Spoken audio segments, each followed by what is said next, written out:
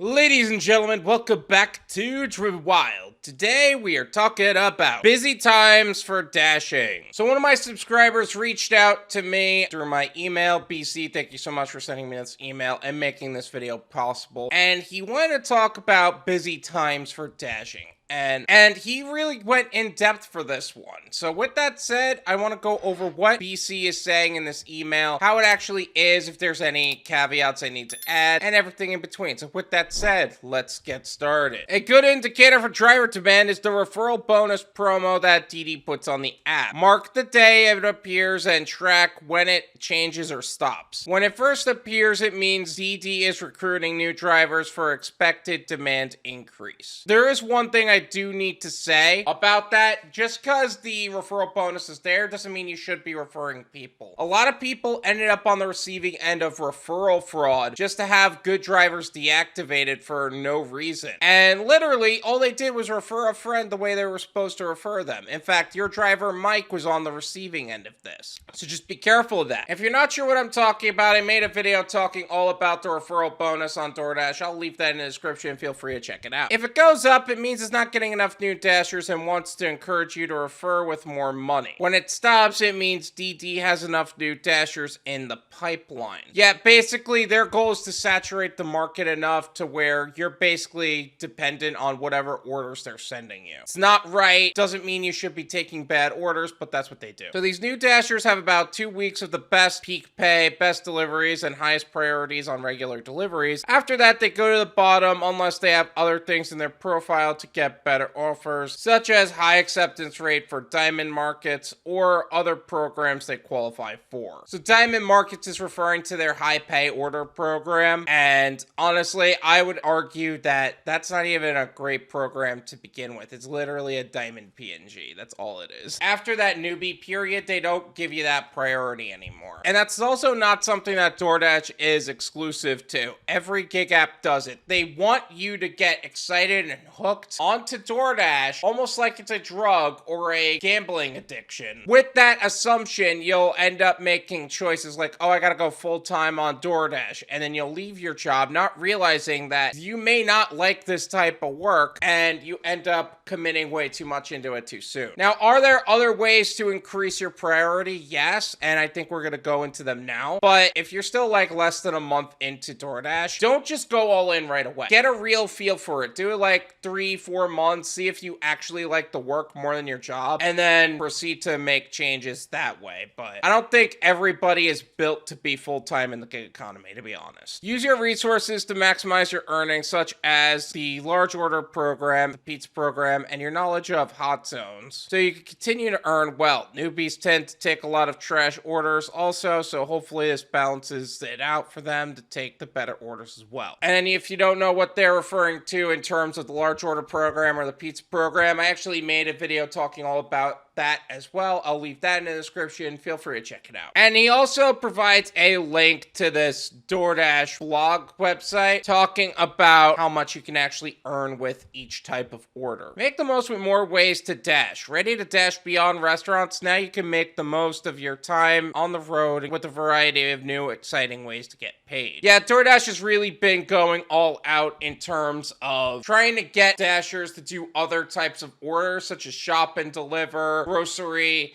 alcohol, convenience store, flowers, things to that effect. While some of them are really good for dashers, like alcohol orders, pre-shopped grocery orders, others are just silly and shouldn't be on the platform. Flower delivery, I don't think I've ever been tipped for flower delivery. Convenience store is okay. It's just about the same as restaurants, but usually they are paired with other restaurants in the same market. So get paid more per order as compared to a restaurant delivery based on average dasher payouts nationwide while on delivery. Actual earnings may differ, depend on factors like number of deliveries completed, time of day, locations, and expenses. Every caveat DoorDash puts at the bottom here is literally just for their protection, not even to be as clear to you as possible. They want the marketing to be as unclear as possible for you, just so that way you can end up getting more orders done for them. Doesn't mean they're actually profiting you. I think that's something that a lot of drivers miss, is that the company is not for them. They're for themselves. They just want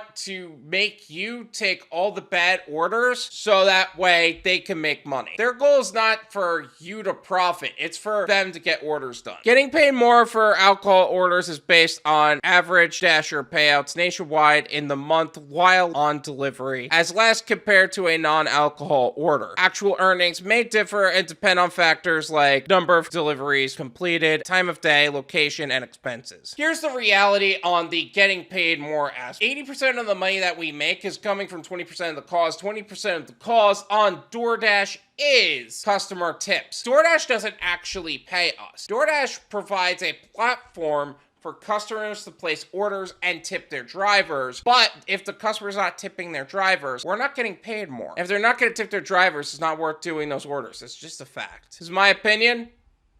It's worth what you pay for it. None of you pay me.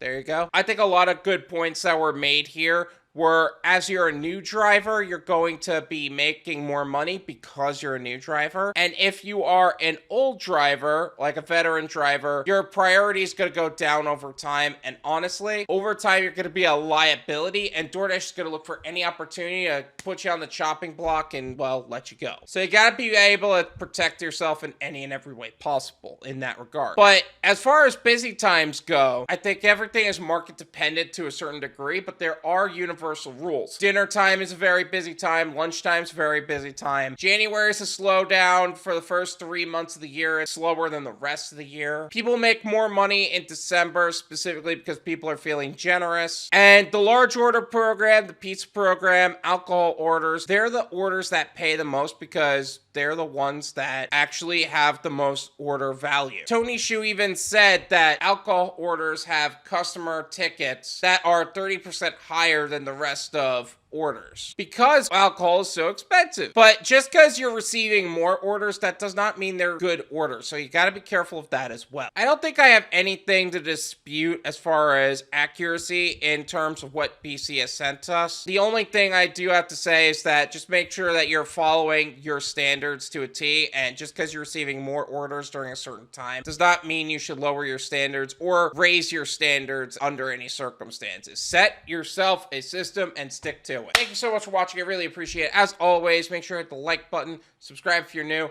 and I'll see you guys next time. Peace!